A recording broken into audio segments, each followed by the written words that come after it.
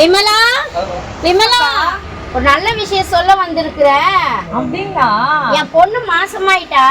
ரொம்ப சந்தோஷம்க்கா. 5ஆம் மாசம் ஜடை தைக்க போறேன். காலகையில அங்க வச்சிட போறேன். ஏன்னா உன்ன மாதிரியே என் பொண்ணு ஆயிட போறா. இப்படி சொல்லிட்டீங்களே.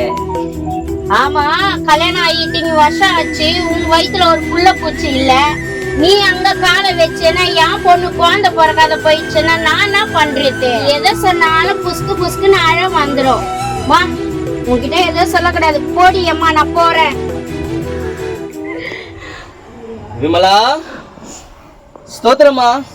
பாஸ்டர், என்னம்மா அழைத்துட்டு இருக்க? ஒன்றும் இல்லைங்க பாஸ்டர். என்ன ஆச்சு? பாஸ்டர், எனக்கு தெரிஞ்ச ஒரு அக்கா வந்தாங்க. வந்து என் பொண்ணு மாசமா இருக்கா, 5ஆம் மாசம் ஜடை தைக்கிட்டு என் வீட்டு பக்கம் வந்துடாத சொல்லிட்டாங்க பாஸ்டர். நான் போகாத ஹாஸ்பிட்டல் இல்லை, பார்க்காத டாக்டர் இல்லை பாஸ்டர். விமலா, ஒரு விஷயம் சொல்லட்டுமா? டாக்டரு நம்ம சரீரத்தை பற்றி படிச்சிருக்காங்க. ஆனால் நம்ம ஏசப்பாவோ நம்ம சரீரத்தை படைச்சிருக்காரு. இந்த உலகத்துக்கு கொண்டு வந்த ஏசப்பால உனக்குள்ள உயிர் கொடுக்க ஏமாத்துறோம்.